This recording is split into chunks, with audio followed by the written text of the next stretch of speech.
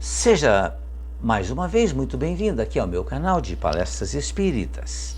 O tema desse vídeo é cuidar dos que cuidaram de nós. Agradeço a todos vocês que têm se inscrito em meu canal. Agradeço muito a Deus pela oportunidade da realização desse trabalho. Cuidar dos que cuidaram de nós. Nós vivemos uma fase na nossa sociedade em que as pessoas têm vivido mais, vamos usar esse termo, vivido mais. Na realidade, nós somos espíritos imortais. Mas o corpo físico tem suportado ficar aqui mais tempo, em razão do desenvolvimento da ciência, através dos remédios e tudo. Então, existe uma quantidade de pessoas que se tornam idosas em um número muito maior do que há anos atrás. Daí, então, o título desse vídeo é Cuidar dos que cuidaram de nós. Porque nós vamos envelhecer sendo mais jovens e os nossos pais envelhecerão até chegar a uma idade próxima a 90, 100 anos e precisarão de cuidados. Por isso nós começamos esse vídeo com uma historinha muito interessante e que mostra o cuidado que um filho, uma filha deve ter com aquele que cuidou intensamente dele quando ele precisava de cuidado total. Diz assim que um filho levou o seu pai a um restaurante para desfrutar de um delicioso jantar. O pai já estava bastante idoso e também muito fraco. Enquanto comiam, um pouco de comida de vez em quando caía sobre a camisa e as calças do velho pai. As outras pessoas no restaurante assistiam àquela cena com certo incômodo, como se para eles aquele não fosse o local adequado para estar com aquele idoso. Mas o jovem permanecia totalmente calmo, conversando e ajudando o seu velho pai. Uma vez que ambos terminaram de comer, o filho, sem demonstrar estar nem um pouco envergonhado, nem um pouco preocupado com as outras pessoas, ajudou-o com absoluta confiança a levantar-se e levou o velho pai até o banheiro. Lá, limpou os restos de comida que havia no seu rosto enrugado, assim como os alimentos que manchavam a sua roupa. Amorosamente penteou-lhe os cabelos, totalmente grisalhos, e finalmente colocou os óculos novamente no seu pai. Ao sair do banheiro, um profundo silêncio reinava no restaurante. Ninguém conseguia entender como poderiam ter passado por aquelas cenas de constrangimento de forma natural. Como que o filho fez aquilo que fez com o pai, demonstrando um cuidado, um carinho extremo, com muita tranquilidade. O rapaz já estava pronto para sair, estava já pagando a conta. E um homem, também de uma certa idade, já avançada, surgiu entre os convidados e perguntou ao rapaz: "Você não acha que deixou alguma coisa aqui para todos nós?" O jovem respondeu intrigado: Não deixei nada para ninguém." Em seguida, aquele senhor, que era uma pessoa estranha para ele, disse assim: "Sim, meu amigo, você deixou algo para todos nós. Deixou aqui uma lição de esperança para todos os pais e filhos. E eu lhe agradeço imensamente pelo seu belíssimo gesto de cuidar daquele que certamente cuidou de você outrora."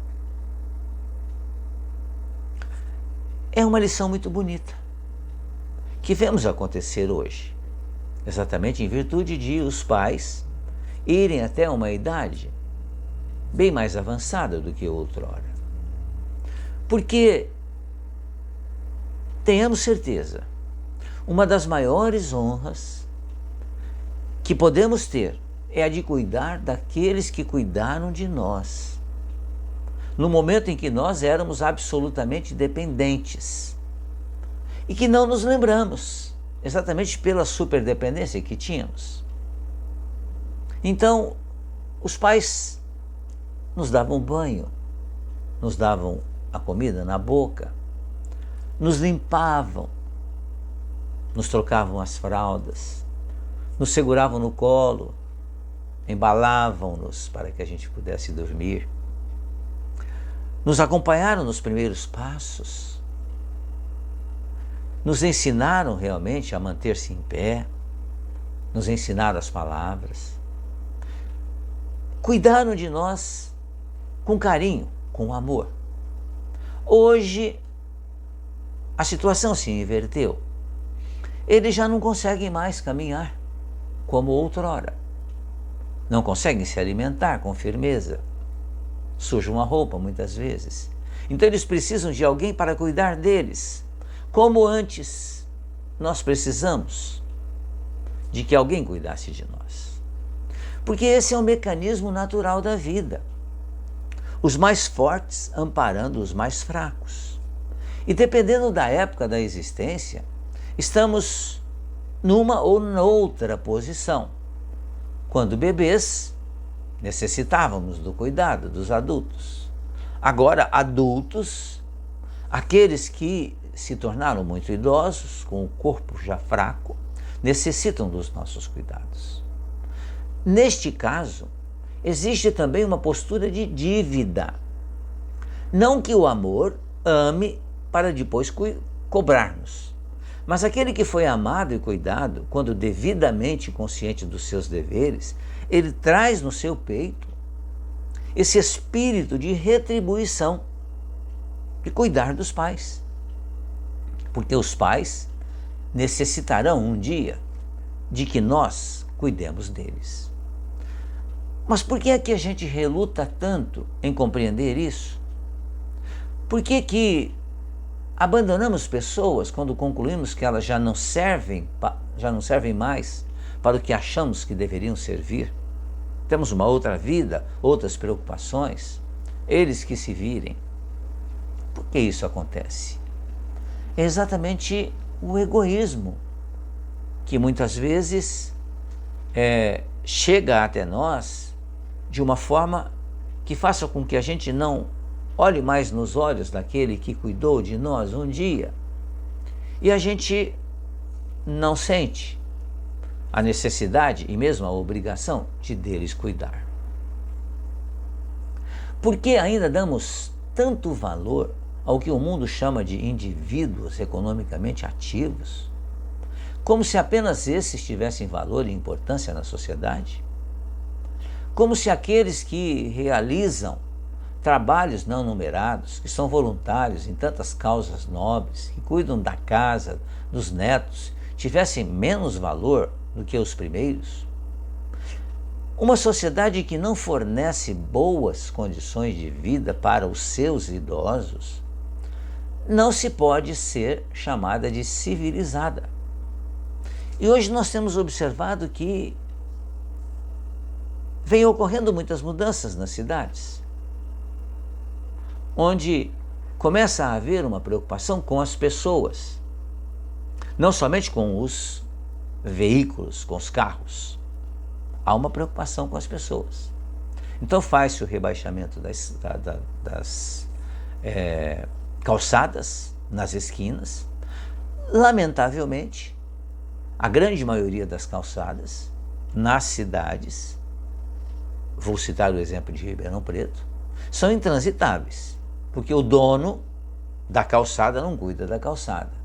Mas vemos que há um cuidado dos órgãos públicos, da prefeitura, em fazer o rebaixamento, em colocar realmente aquele ladrilho para que as pessoas que têm dificuldade de enxergar possam se guiar por aqueles ladrilhos. Ou seja, aos poucos a sociedade começa a se modificar.